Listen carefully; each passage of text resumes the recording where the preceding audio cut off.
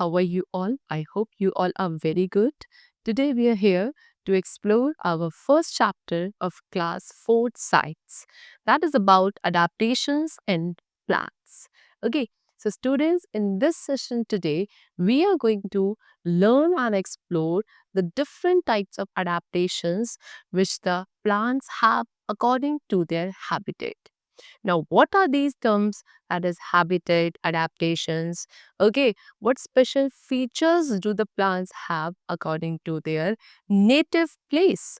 That we are going to learn in this session today. Okay, so first of all the topics which we are going to learn in this lesson, they are different kinds of plants, that is terrestrial plants, aquatic plants, some unusual plants, and also plants of the grass family, right? See, so first of all, what you have to do is you have to unscramble the following to write the names of the places where they are found. Okay, the names have been given to you. You have to unscramble them and then you have to write the name of those places where these particular types of plants are found. Like, first of all, this is what? This is water. As we know, that lotus is a plant which grows usually in water. So, here we will unscramble this word and the answer is water. Secondly, this is cactus where it grows in desert. So, we will write DESERT, desert. Then these types of plants grow in plains, PNAINS, plains. And this is the plant which grow in hill. Okay, so we'll write hill for here. Now, the very first topic of this lesson is different kinds of plants. So plants grow almost all over the world. Very important that plants are everywhere, almost everywhere on the earth. Okay, they are found everywhere on the earth. They grow on mountain slopes, on ocean beds, in rivers, and in river valleys also. Okay, they can be categorized under different groups according to the place where they grow. What they're saying that we can classify all of these plants into different groups according or on the basis of the place where they grow, they live. Some plants climb with the help of some support. What they say that there are some plants which need the support of some material or any other thing to grow. While there are some plants which just creep or crawl on the ground, and there are some plants which grow on land and in water. Okay, so different plants grow at different places and they differ in their features on the basis of their native place. Now, plants develop special features to adapt themselves to their surrounding. This process is known as adaptation. What they're saying is that plants, as we know, that plants live in different places, and every particular place has different climatic conditions. So, for the plant to survive in those particular climatic conditions, these plants have some special features to adjust themselves according to that place. And all those features are known as adaptation. Okay.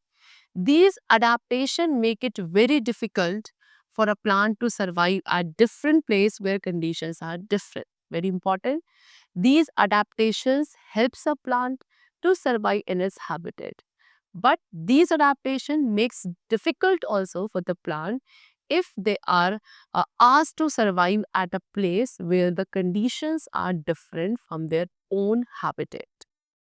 Okay, now let us learn about the habitats of different plants, and on the basis of their habitat, plants can be classified into two major categories. Number one is terrestrial plants and the other is aquatic plants. Okay, so first of all, we have terrestrial plants. All those plants, students, which grow on land are called terrestrial plants. Okay, and most of the plants grow on land only. Now, the categorization of the plants depends on the type of soil and climate they grow in.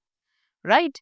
And then these terrestrial plants also can be sub-classified into subgroups. And number one, which we have is coniferous trees. You can see the coniferous plants grow in cold and hilly places. Very important. What they're saying that these coniferous plants or trees grow in the cold and hilly places. For example, pine, spruce, fir, cedar, all these are some coniferous plants also only, right? Their leaves, see, as they are plants, they must have leaves, right? And their leaves are small and are called needles. Okay? They have fewer stomata only, and also these needle-like leaves of the coniferous plants are coated with wax. Why? To prevent the loss of water. They are soaked in resin. Okay, these plants are soaked in resin to help the needle protect freezing. Okay, these trees have coals. Very important. These trees have coals instead of flowers, right? And their conical, slim and slanting shape makes the snow slide off easily, because in the cold and hilly places the snowfall usually takes place. So just to slide off the snow from the leaves of the flowers, they have this conical and slanting slope. You can see in this picture, this is the pine tree and this is the spruce tree, and you can see their shape. They have a conical like shape, cone shaped. Why? So that the snow does not get accumulated on these leaves. Okay. They do not shed their leaves in winter. Very important. Okay. Next we have what? Mangrove trees. See, where do they grow? Mangrove trees grow near the seashore in marshy areas. Okay. These marshy areas are hot and damp, and the trees which grow in these marshy areas have several unique features so that they can easily survive in such wet and salty conditions of the harsh coastal environment. Okay, they have thick and juicy leaves, right? These trees have thick and juicy leaves so that they can retain water. And since the soil in these area is full of water and the roots cannot breathe inside the soil, so for that they have to grow out of the soil and water, and then they breathe outside the soil. And such type of roots are called breathing roots. That means mangrove trees have breathing roots. Now, along with that, the roots of these trees provide structural support also to them in the strong winds and in strong waves. Okay, examples: Caryopsis, Tendelia. These are the examples of mangrove trees. Okay, next we have the other, that is evergreen trees. As the name suggests that they do remain evergreen throughout the year. Okay, see, evergreen trees have lots of leaves and remain green throughout the year. Same as I told you that they have lots of leaves and then they do not shed their leaves ever in their life. Trees like teak, rubber, coconut, they do not shed their leaves in the winter season. And where they are found? They are found in the tropical rainforest having high moisture over there. Okay. Next, we have deciduous trees. Again, they also have lots of branches. Example, mango, shisham, peepal, banyan, sal. All these are the examples of some deciduous trees. Where do they grow? They grow in the plains area, and their leaves change their color in the autumn season, and these trees shed their leaves during the winter season. Okay. Next, we have desert plants. The plants which grow in the desert area are known as desert plants. See, very important to notice that these desert plants do not have leaves. Okay. And why do they do not have leaves? to prevent or to reduce the water loss during photosynthesis process. Okay, the leaves of these plants are reduced to spines. Instead of leaves, they have spines. Example, cactus, palm tree, all these are examples of desert plants. Okay, now why do they have spines? Because these spines protect the plants to be eaten by the animals over there. Okay, they have green fleshy stem, and in those stem only they contain that green color pigment known as chlorophyll. And that means what? The food making process known as photosynthesis takes place in this stem part only of the desert plants. All right. It also stores food and water. The stems of the desert plants stores food and water also. And also they have long root system so that those roots spread out deep into the ground, and then they can absorb the underground water, because as we know the desert plants have scarcity of water, so to absorb the groundwater they have very long and deep root system. Also with that they have waxy coating on the stems and leaves. Okay, desert plants have waxy coating on their stems and leaves to reduce the water loss. Now next we come to aquatic plants. Okay, what are aquatic plants? The plants that grow in water. Okay, the plants that grow in water are called aquatic plants, and these aquatic plants also have some special features which enable them to adapt themselves to their surrounding. Okay, they adapt themselves to make their food in the water also. Now, first of all, we have floating plants. Floating plants are of two types, very important. Number one, those which are rooted in the sediment with floating leaves, like we have water lily. Okay, and those which just float on the surface, like we have duckweed. Okay, the green colored pigment known as chlorophyll and also the stomata, they are present on the upper surface of the leaves of floating plants, right? The upper surface often has a thick waxy substance. These floating plants leaves have leaves upper surface have a thick waxy substance so that they can repel the water. And also these waxy substance helps the plant and the stomata to be open and clear. Okay, these plants protect the small water animal also from the direct heat of the sun. Then next we have emergent plants. The lower part of the emergent plants are often submerged. Okay, these emergent plants lower part is often submerged into the water. For example, cattail and iris. These are the examples of emergent plants. They have torn and narrow leaves. Okay, their stems have tough internal fibers, and also their internal structure is hollow, right?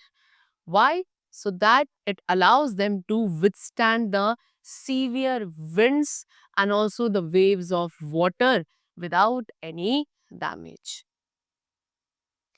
Next, we have totally submerged plants. Means what? These plants grow under the water like this. Okay. And all the surface cell absorb water, nutrients, and the dissolved gases directly from the surrounding water. Okay, in these plants there are no stomata on the leaves. Okay, and the leaves of such plants are very narrow also. Example, water starwort, tape grass, pondweed. These are the examples of submerged plants, totally submerged plants, right? Then anchorage is the primary function of roots in such plants. Okay, the roots of such plants provides anchorage, the main function of the plants of such roots of such plants. Now next is with what? That these plants clean the water. These plants also helps to clean the water. How? By removing carbon dioxide, which is breathe out or exhale out through the aquatic animals inside the water. Like we have fish, right? And therefore we say that in the aquariums we put such type of plant only to clean the water. All right. So these were the different types of aquatic plants. And now next we come to some unusual plants. So in that, first of all, we have insectivorous plants. As the name suggests, these plants eat insects for nutrition, and therefore they are known as insectivorous plants and also carnivorous plants. Okay? See, many insectivorous species live in freshwater bogs. Example, pitcher plant, Venus flytrap. All these are insectivorous plant as they eat insects. Let us take the example of pitcher plant. This is a pitcher plant, and this in pitcher plant, the insect is lured to enter the pitcher. What is this pitcher? This is a cylindrical modified leaf. Means the leaves of the pitcher plant are modified to a cylindrical shaped like pitcher. Okay. As the insect enters this pitcher, the lid of the pitcher plant closes down. Okay. And the digestive juices which are present inside the pitcher like leaf, they help this plant to digest that insect which they have trapped. Okay. See, an insect is trapped by the sensitive trigger hair present on the Venus flytrap. Now they have taken the example of another insectivorous plant which is known as Venus flytrap. So in that Venus flytrap, there are some sensitive trigger hair which are present on the margin of the leaf of this plant. Okay. And then the insect is trapped through these sensitive trigger hair only. Okay. And then they close the leaf of this Venus flytrap. After that, there are again the digestive juices which are present inside there, and those digestive juices only help this plant to digest the trapped insect in 3 to 5 days. Okay, and if no insect is caused, then the trap will open within an hour. If no insect is caught inside that uh, trap, then that it will open within an hour only. But if any insect is trapped inside that, then the digestive juices will digest it, and then this trap will open within 3 to 5 days afterwards. Okay. Next we have ant plant. This is the Venus flytrap, you can see, right? Now we have ant plant. See, in tropical region, the plants and ants have developed a friendship. How? See, the ants which are living on a plant, they protect those plants from the animals. And in return, ants obtain useful homes of these plants. Now, next we have the topic plants of the grass family.